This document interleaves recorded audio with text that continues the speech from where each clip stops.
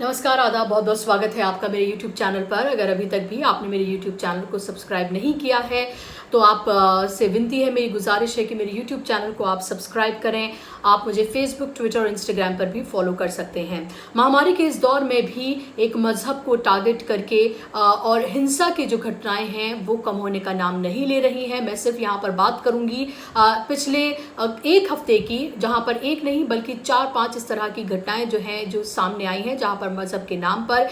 जो मुस्लिम युवक हैं उनको टारगेट किया गया, या तो पीट पीट कर उनको मार दिया गया या फिर अधमरा कर दिया गया। सबसे पहले मैं बात करूंगी सबसे ताजा मामले की, जो कि मुरादाबाद से आया है। मुरादाबाद में शाकिर को तथाकथित जो गौरक्षक हैं, जो गुंडे हैं, उन्होंने बुरी तरीके से उसको पीटा, और सिर्फ इस शक में कि उसके पास गौवंश था। हालांकि उसके पास ये प्रूफ मौजूद था, स्लिप मौजूद थी, क्योंकि वो मांस बेचने का ही काम करता था। उसके पास फैक्ट्री से जो मांस लेकर आया था वो गौवंश नहीं था, लेकिन उसके बावजूद भी उसको पूरी तरीके से पीटा गया, पीट कर उसको अधमरा कर दिया गया। शाकिर के जो भाई है उसका ये कहना है कि 50,000 रुपए उससे मांगे गए थे, और जब उन्होंने वो देने से मना कर दिया इन तथाकथित गौरक्षकों को, तो उन्होंने बुरी तरीके से शाकिर को पीटा। 4 लोगों को गिरफ्तार कर लिया गया है। जो मुख्य आरोपी है वो अभी भी फरार है, और शाकिर के ऊपर भी आरोपी जो पक्ष है उसने केस दर्ज कराया है। इसके अलावा इससे पहले मैं आपको बात करूंगी शेख मोहम्मद की, मध्य प्रदेश के रहने वाले, जहां पर बजरंग दल के जो कार्यकर्ता हैं उन्होंने बुरी तरीके से झूठा आरोप लगाकर उसको बुरी तरीके से न सिर्फ पीटा बल्कि उसकी नेकेड परेड जो है वो कराई गई, और पूरी तरीके से उसकी बेइज्जती कराई गई। एक बिना सर पैर का एक पूरा मामला गढ़कर, एक झूठी कहानी गढ़कर। तीसरा मामला जो है वो सामने आया है आसिफ, जो बहुचर्चित जो मामला है कि किस तरह से एक जिम ट्रेनर को, एक बॉडी बिल्डर लड़का जो कि बेहद तंदुरुस्त था, उसको किस तरह से एक भीड़ ने बुरी तरीके से पीटा और पीट पीट कर उसको मार दिया गया। इसके अलावा 17 साल का फैसल नाम का लड़का, जो कि गरीब सब्जी बेचने वाला लड़का था, और अपने 6 परिवार में सिर्फ अकेला वो घर का कमाने वाला था, उसको पुलिस उसको गिरफ्तार करके ले जाती है कि उसने कोरोना के जो प्रोटोकॉल्स हैं उनका उल्लंघन किया, ये आरोप लगाते हुए, और उसको इतनी बुरी तरीके से पीटा जाता है पुलिस कस्टडी में कि वो दम तोड़ देता है। ये लगातार ये मामले जो हैं वो सामने आए हैं। आप ये देखें कि एक तरह की एक भीड़ जो है 2014 के बाद ये तैयार की गई है। ये तैयार भीड़ जो है वो कहीं पर भी मुस्लिम युवकों को, कहीं पर भी किसी भी तरह का झूठा इल्जाम लगा के, सिर्फ मजहब के नाम पर, नफरत परोसने के नाम पर, गुंडागर्दी के नाम पर लड़कों को पकड़ती है, और पीट पीट कर या तो उनको अधमरा कर दिया जाता है या पीट पीट कर उनको मार दिया जाता है। ऐसे दौर में इन लोगों से ये सवाल पूछना चाहिए कि अगर वाकई में ये हिंदू मजहब के हितैषी हैं, वाकई में ये हिंदू धर्म के रक्षक हैं, जिस तरह से ये क्लेम करते हैं, तो ये लोग तब कहाँ थे जब गंगा में लाशें जो हैं वो तैर रही थी, जब गंगा में जो कोरोना संक्रमित जो लाशें हैं वो तैर रही थी,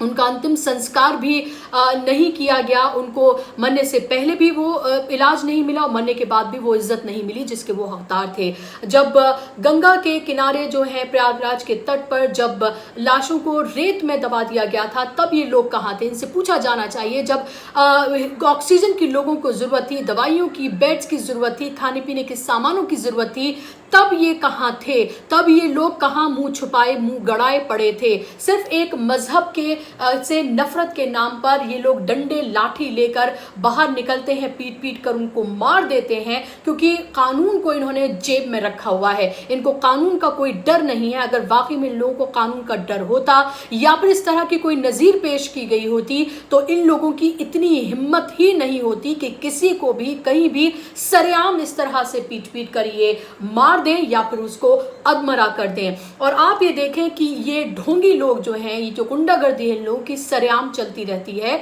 और ये लोग तब मुंह छुपाकर बैठ जाते हैं जब वाकई में समाज को जरूरत होती है, क्योंकि समाज से या फिर हिंदू रक्षा का जो ढोंग करते हैं वो सिर्फ एक ढोंग है, उससे इनका कोई सरोकार है ही नहीं। ये सिर्फ एक मजहब के नाम पर जो है ये नफरत को बांटते हैं और उस मजहब के मानने वाले युवकों को इस तरह से पीट पीट कर मार देते हैं। और यही जो मुस्लिम युवक हैं, आप ये देखें, चाहे कोरोना का पहला दौर से ही या फिर अब, चाहे पहले जब प्रवासी मजदूर थे तब राशन बांटे गए मुस्लिम तंजीमों की तरफ से, मुस्लिम युवकों की तरफ से, अपनी गाड़ी कमाई उन लोगों ने खर्च की और लोगों को बिना ये देखे कि वो किस मजहब से ताल्लुक रखते हैं, किस मजहब के मानने वाले हैं, सिर्फ और सिर्फ इंसानियत के नाम पर उन्होंने लोगों को राशन किट्स बांटी। पहले जब कोरोना दौर था, हालांकि ये तब वो दौर था जब आपने देखा था कि जमात के नाम पर किस तरह से नफरत परोसी गई थी, गोदी मीडिया की तरफ से, समाज के जो माननीय लोग हैं उनकी तरफ से भी नफरत इस तरह से परोसी गई थी और एक मजहब को टारगेट किया गया था और ये दिखाने की कोशिश की गई थी कि कैसे सिर्फ जो जमात के लोग हैं, एक मजहब के मानने वाले लोग हैं, उनकी वजह से ही पूरे मुल्क में कोरोना फैल रहा है। नफरत का शिकार गरीब सब्जी बेचने वाले, फल बेचने वाले लोग बने थे, लेकिन उसके बावजूद भी मुस्लिम तंजीमों ने मोहब्बत बांटने का काम किया था, मुस्लिम युवकों ने मोहब्बत और इंसानियत का पैगाम आम किया था। और अब जब इस महामारी के दौरान, जो कि बेहद घातक, दूसरी सुनामी जो कोरोना की आई है, ऐसे में जब लोग एक दूसरे को, जो अपने हैं, जो परिवार के लोग हैं, वो भी शायद एक दूसरे के साथ खड़े नहीं हो पा रहे हैं, उस दौर में भी इन मुस्लिम नौजवानों ने, इन मुस्लिम तंजीमों ने मोहब्बत और इंसानियत का पैगाम जो है वो आम किया है। चाहे ऑक्सीजन सिलेंडर्स का बांटना हो, चाहे दवाइयों का देना हो, राशन किट का बांटना हो, अपनी जान को जोखिम में डालकर इन लोगों ने इंसानियत और मोहब्बत का पैगाम जो है आम किया है। यहाँ तक कि उन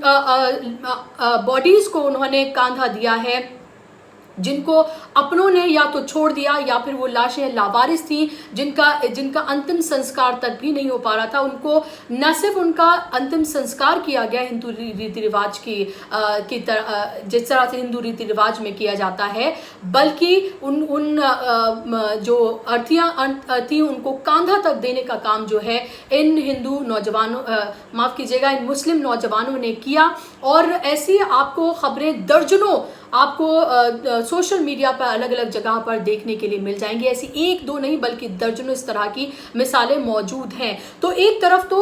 इंसानियत और मोहब्बत का पैगाम देने की कोशिश की जा रही है, जो समाज में एक मजहब को लेकर जो एक नफरत पैदा की गई है उसको कम करने की हर तरीके से जो है वो कोशिश की जा रही है। दूसरी तरफ आप ये देखें कि जो गौरक्षा के नाम पर या बजरंग दल जैसी इस तरह की जो ऑर्गेनाइजेशंस हैं जो एक मजहब को टारगेट करती हैं, नफरत फैलाती हैं, वो किस तरह का काम इस महामारी के दौरान भी हिंसा का, नफरत फैलाने का काम किस तरह से कर रही हैं, जहां पर इंसानियत जो है वो सर्वोपरि होनी चाहिए थी, जहां पर मदद का हाथ आगे बढ़ाना चाहिए था, उस दौर में भी किस तरह की हरकतें जो हैं वो की जा रही हैं। आप ये देखें कि ये 2015 से जिस तरह की शुरुआत हुई अखलाक से, कि एक बुजुर्ग को सिर्फ इसलिए पीट पीट कर मार दिया गया क्योंकि जो तथाकथित जो गौरक्षक हैं उनको ये शक था कि उनके फ्रिज में जो है वो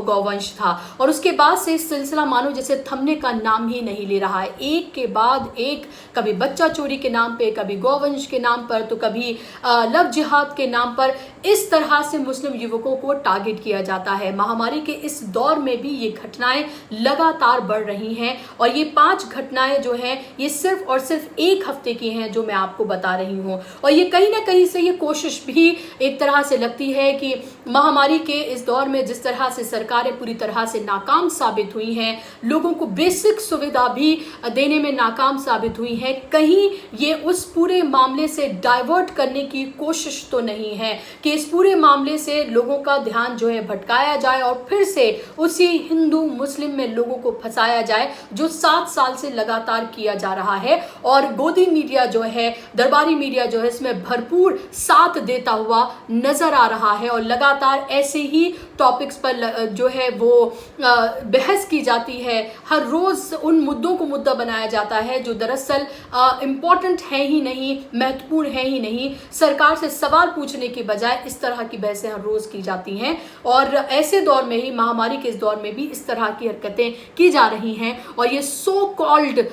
जो हिंदू धर्म के रक्षक अपने आप को कहते हैं, हिंदू समाज के रक्षक अपने आप को कहते हैं, इनसे ये सवाल जरूर पूछा जाना चाहिए कि ये मुंह गड़ाकर उस वक्त कहां पर ये थे जब मुस्लिम समाज के जो युवक हैं